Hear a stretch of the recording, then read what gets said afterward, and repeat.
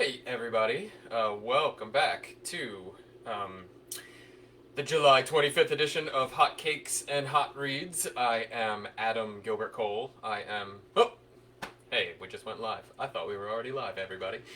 Welcome back to the July 25th edition of Hot Cakes and Hot Reads for William Jeans Memorial Library. I am Adam Gilbert Cole. I'm the Adult Services Librarian at William Jeans. Today we're going to talk about some good books and some pancakes. Every 2 weeks we do this. Every two-ish weeks we do this, depending on holidays. As always, I want to thank William Jeans library patron John Lewis for the idea for this program. It's been a lot of fun looking at pancake recipes and trying to figure out what the most exotic thing I can make for you is. So thanks, John, for bringing this up. Today we are going to do our first savory pancake. I was trying to figure out what to make this week, and one of our library employees, Samantha Reed, suggested this. We're going to make hobakjun, which is a Korean zucchini pancake, often served as like an appetizer or a sort of side dish with other things. It's that time of year where everyone has zucchini. Either you're growing it yourself and you have a ton of it, or you're giving it to all of your neighbors, or it's coming in every CSA delivery that you have, or it's nice and crisp and fresh on the store shelves. So, zucchini. But before we go over ingredients, before we talk about any of that stuff, let's talk about some library news. Curbside pickup continues at William Jeans Memorial Library. So if you are looking for a book or a DVD or some other item, you can go on our webpage, jeanslibrary.org, and go into the catalog, place a hold for that, and when it gets to us, you'll get a notification that you can schedule a curbside pickup shift. We're doing it every day but Sunday, Monday through Thursday, it's 10 to 1 and 3:30 to 6:30 shifts, and then Friday and Saturday, 10 to 1. Call us with questions. Email us at jeansinfo@mclink.org with questions. So that's curbside pickup. Our virtual programs are continuing. We have story times. We have teen programs. There are book clubs and movie discussion groups for adults. All kinds of things. August and September schedules should be ready pretty soon for adults. I don't know about the kids and the teens. Sorry, Sarah and Rachel. And the summer reading club is ongoing through August at the library. And so go to jeanslibrary.beanstack, that's bean like green beans, bean stack, like a stack of books.org, and register, read books, win prizes, review books, get more chances to win prizes. All the information is there at that website. All right, so the books we're going to talk about today, some of them are available in our catalog as hard. All of them are available in our catalog as hard copies, I should say. Some of them you will find available in our ebook and audiobook downloadable collection through Overdrive. You can check that out on our website, or go to Overdrive's website and find out more information. The app to use on your smart devices, tablets and smartphones, is Libby to download those. So I will try to make clear what books are available in what format as I'm talking, but last time I really forgot to do that, so apologize if I skip it again. All right, so we got our savory pancake, our zucchini pancake recipes. So I have zucchini here, julienne. I was practicing my julienne skills because they're not great. We have a mandolin slicer. If you don't have a mandolin slicer, get one. They are like time savers for when you're doing things like making eggplant parmesan or stuff like that needs a long, thin slice of something. Or in this case, they have like an attachment that you can make tiny little sticks out of vegetables. So the recipe I'm using calls for a cup of julienne zucchini. I think I probably have more than a cup there because I'm going to be making enough for my family. So then the recipe calls for an ounce of julienne carrot. Also, I have 2 ounces here. And 2 ounces of sliced onion. I I'm not doubling the onion because my family is sensitive to onion, and so it will do us just fine to have this much here. But if your family is not sensitive to onion, you should throw in the full amount. We're also going to be making the dipping sauce to go with the pancakes as they're frying, and so I'll go over those ingredients later. But first thing we're going to do is I'm going to throw all of these veggies into the bowl and then sprinkle them with a little salt and let them sit for a minute. So, zucchini, onion, carrot. Give it a little mix so that they get blended, so you're not getting just zucchini or hey, I was going to put the zucchini top in my pancakes, everybody. Give them a little mix so you don't get like a mouthful of onion or a mouthful of whatever. All right, and then we're going to crack some salt over top of them on fine. And this will just sweat them out a little bit while we're talking about our first book, which is at the bottom of the stack, not quite at the bottom of the stack. All right, so speaking of John Lewis's, I want to talk about the graphic novel March in 3 volumes, written by Congressman John Lewis, who passed away on July 17th, which was a week and a day, 8 days ago. I just want to honor his memory because he's one of our greatest civil rights icons in this country. The New York Times, in its review of this book, says that the title is season, setting, and imperative. So we get the season March, we get a setting around a march. It's also an imperative. It's telling us March. March begins and ends with scenes from the march that John Lewis led in Selma, Alabama on March 7th, 1965, which is known as Bloody Sunday now, after state troopers and local police attacked the nonviolent protesters. The books won awards, so the second volume won an Eisner Award, the highest award in comics writing and drawing. The third volume won a National Book Award. I just want to talk about why I think these books are super important right now. There is a lot of... so our civil rights history gets taught in schools, and there's a lot of memory around them that remembers them sort of as very peaceful protests that accomplished a great deal.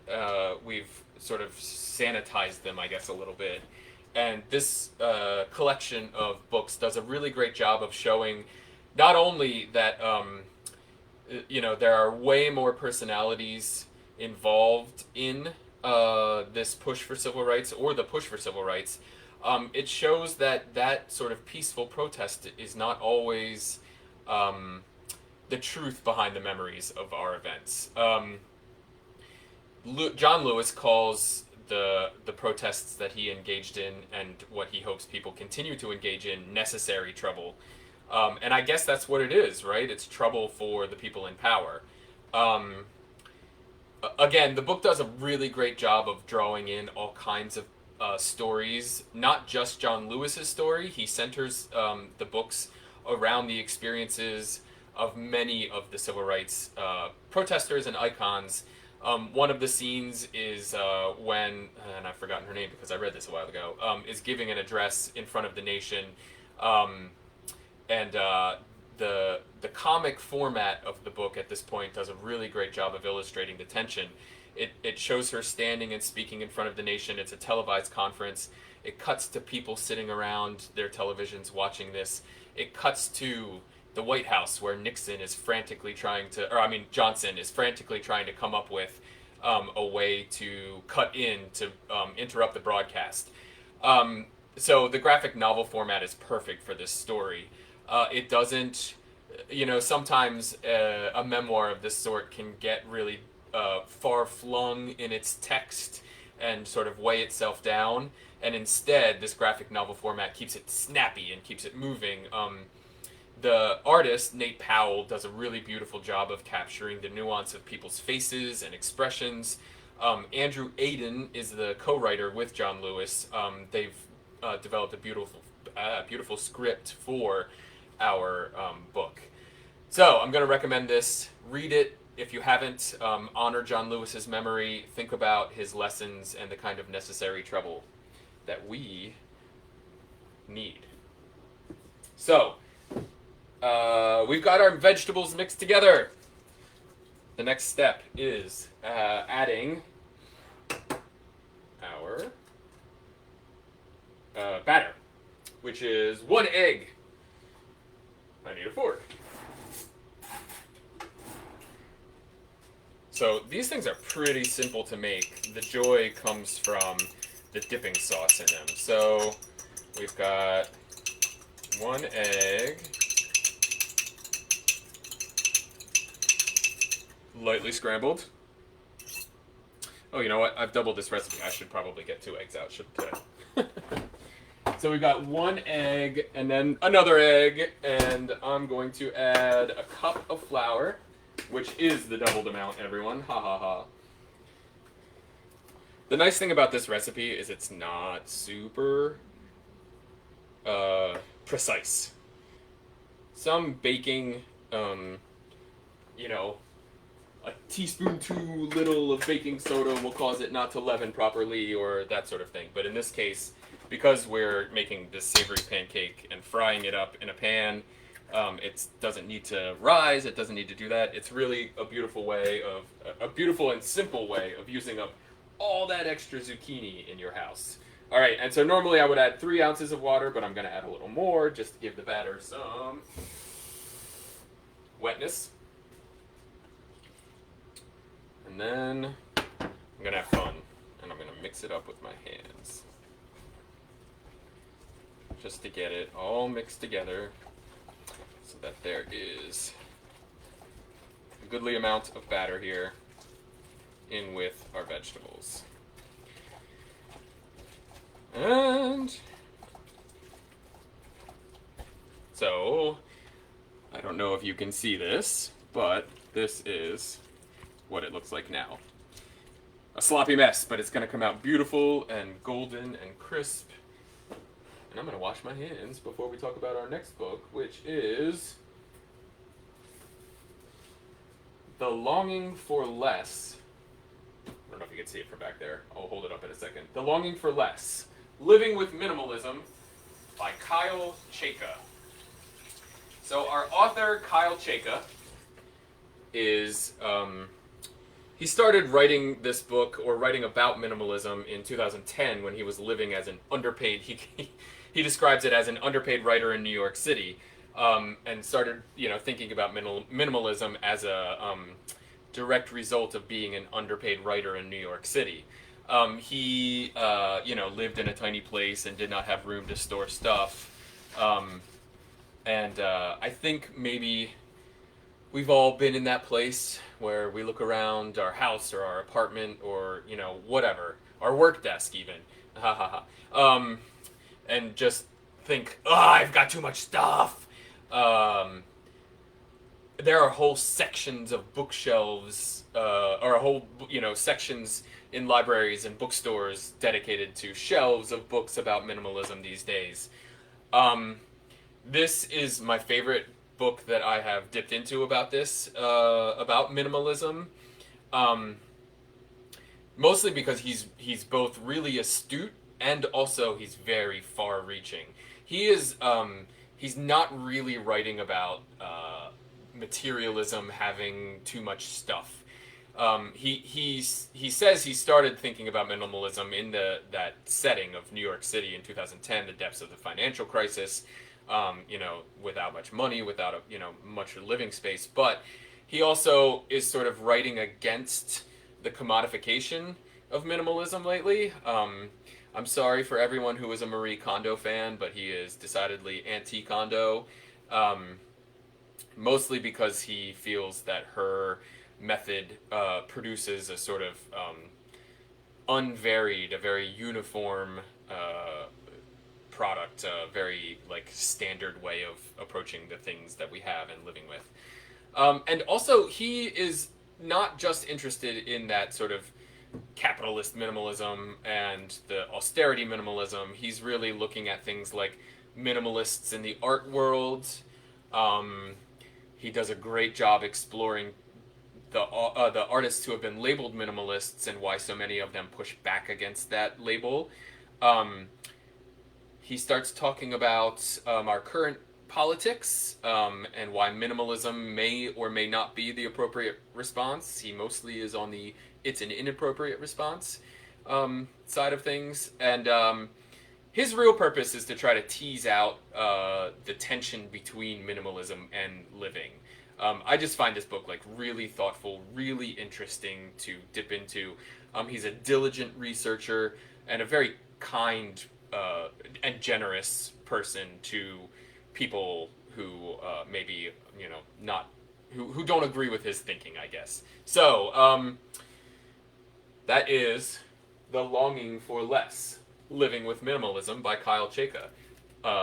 In standing with its theme, it is kind of a short book, and I would suggest it for anybody who's interested in that sort of writing, that sort of subject. All right, so we are going to now heat up some vegetable oil. You can use all kinds of different oils. I have avocado oil here, but that's just because that's what we keep in the house. Lots of people use soybean oil or just standard vegetable oil for this. Heat your pan with your vegetable oil over medium-high heat because you're going to do this at a pretty quick clip. And now I'm going to talk about our next book. All right, so everything we've talked about so far has been, excuse me, pretty serious. And I realized as I was putting this week's presentation together, or this week's event together, that I don't read a lot of funny books, and I don't know why that is. Maybe I get my humor from other media. But one book that I have read in the past by an author who is known for his humor is Skinny Dip by Carl Hiaasen. Carl Hiaasen, like I said, is a pretty well-known author. He has a real sense of humor about his characters, mostly because he writes almost entirely set in Florida. There is a little cultural meme about Florida being a wild and crazy place.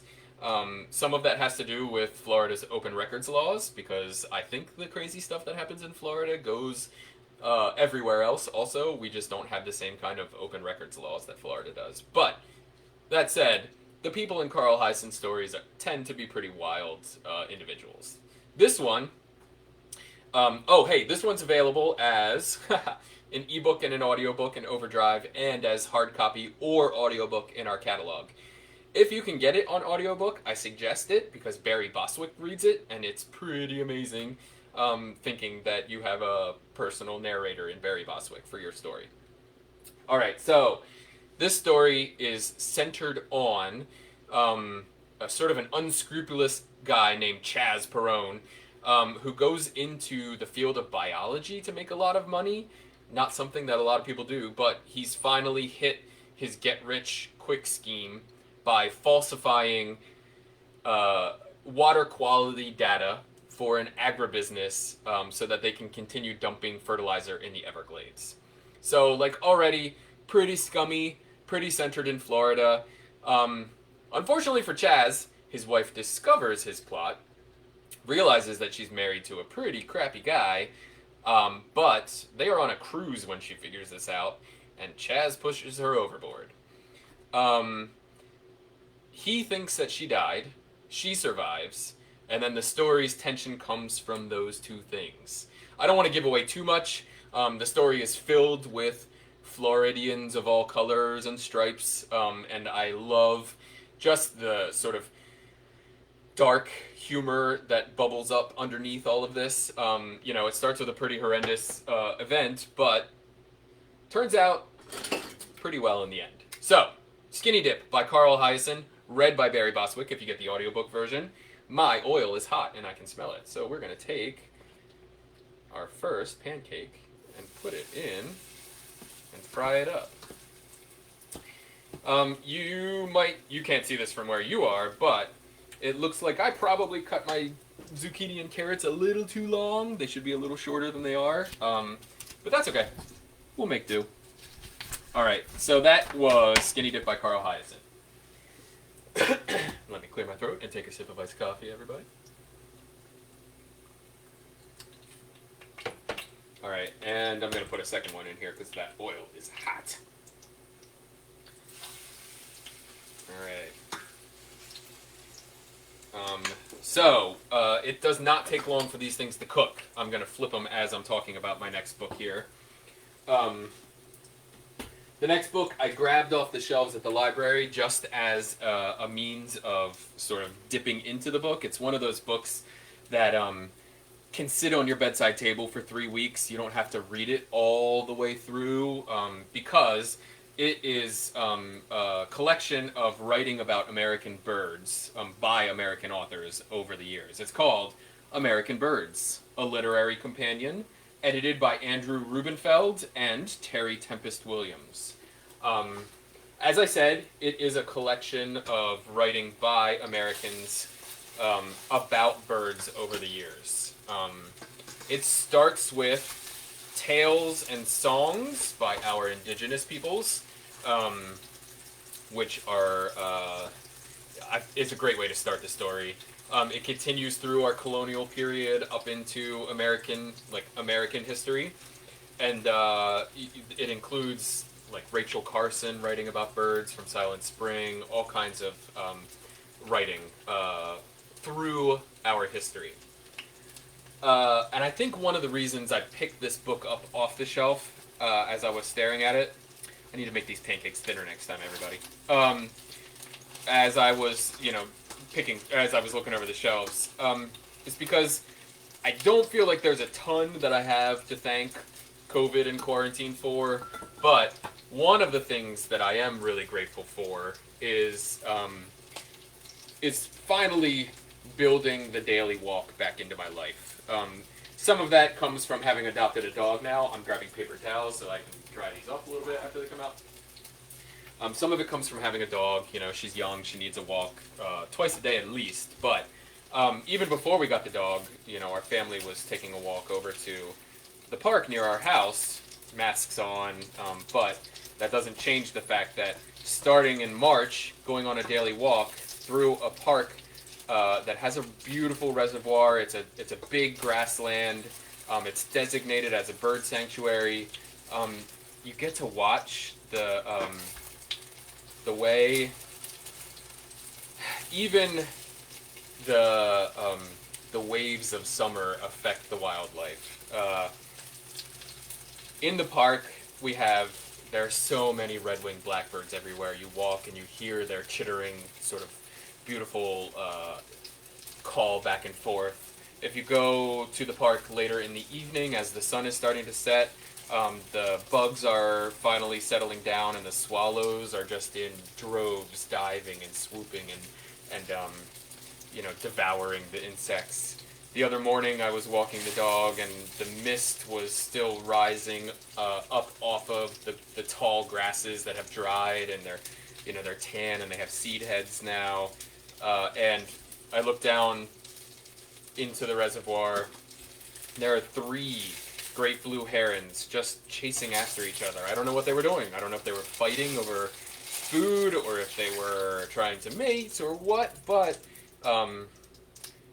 it's just a really lovely experience to slow down, to watch the changes, to see the wildlife come to life as the spring turns into summer. There's just really beautiful fauna, flora, everything over there right now. So I was thinking, about that as I was grabbing this book, and it is a nice experience to be able to just slow down, read a couple pages before I go to bed at night, and then wake up the next morning and do it again. So that is American Birds, a Literary Companion. Our next to last book, as we do this. I'm going to fry up a couple more of these, and then we're going to make the dipping sauce. I don't know if you guys can see these from where you are right now. I mean, I know you can't because I have them down on the stovetop, but that is what our pancakes look like. They're a little big right now. I would bet that Sam and her family don't make them this large.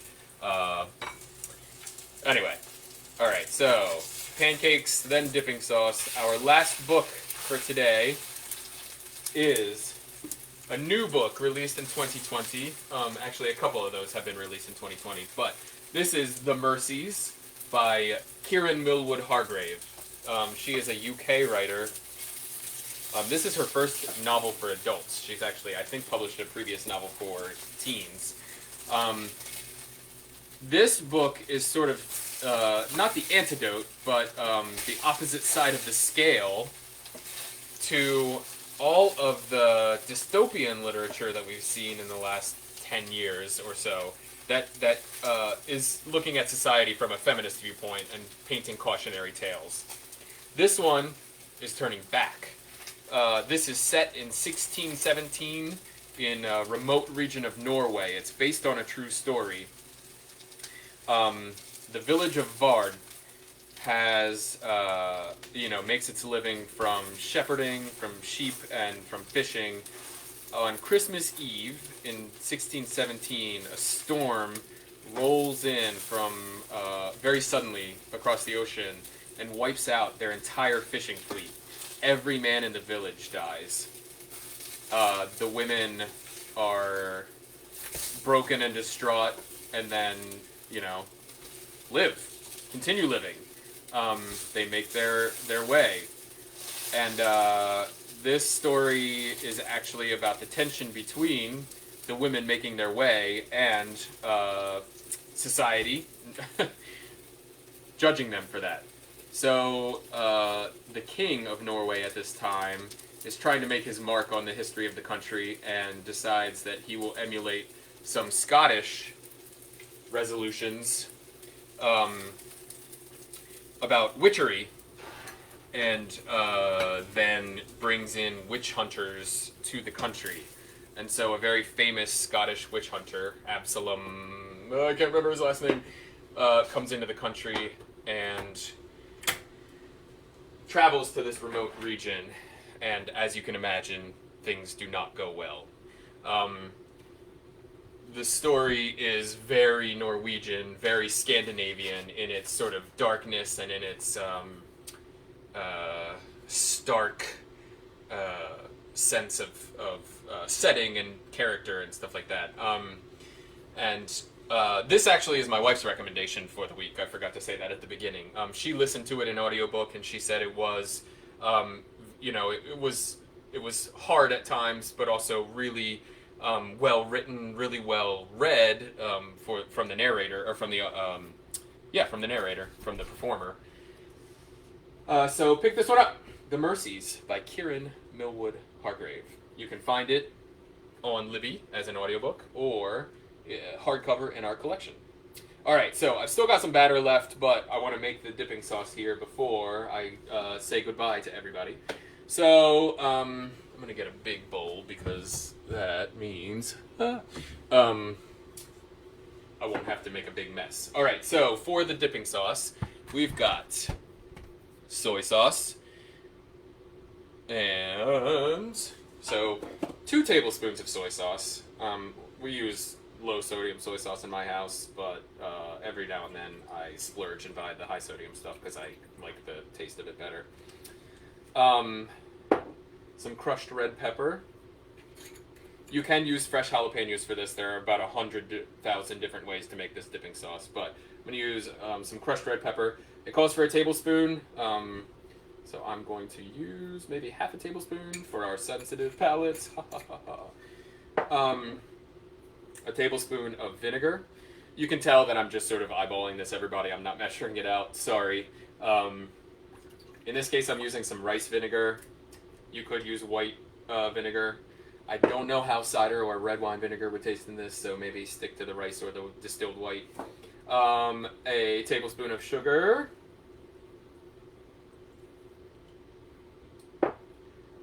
Throw in some sesame seeds. Calls for a 1/4 teaspoon, so I'm just going to throw a couple in. 1/4 teaspoon of sriracha, which is shooting all over my kitchen. And then we've got a tablespoon of chopped onion. That looks like a little more than a tablespoon, so I won't put all of it in. And a tablespoon of, no, a quarter teaspoon of chopped garlic, everybody. I read that recipe wrong when I was preparing for today's pancakes. Okay. Also, there are green onions, which I will chop later and sprinkle on the top of this just before I serve it. Like I said, you can use fresh ingredients like jalapenos or other Asian chilies. You can add some ginger, but makes a beautiful dipping sauce. You're not going to be able to see that, but it's worth a shot anyway. All right, so I've got my dipping sauce. I've got my zucchini pancakes. Like I said, they're pretty big, and actually that one needs to go back in. Oops. But at this point, you would serve them on in a small dish next to some other either Korean appetizers, or in the case of having too much zucchini, just make a bunch and throw it out on the table and let people eat it. That is today's hot cakes and hot reads. We made hobakjun, which is a Korean zucchini pancake. We will be back in not 2 weeks, 3 weeks, everybody, because I will be on vacation. So 3 weeks from today, the next hot cakes and hot reads in the middle of August. And thanks again for tuning in, and let me know if you have any questions about the books, the recipe, or anything else in the comments on the Facebook page. I will be posting links to all of the books that we reviewed today and the recipe that was used in case you want to follow it. That's it. Thanks again. I will see you again soon. Bye, everybody.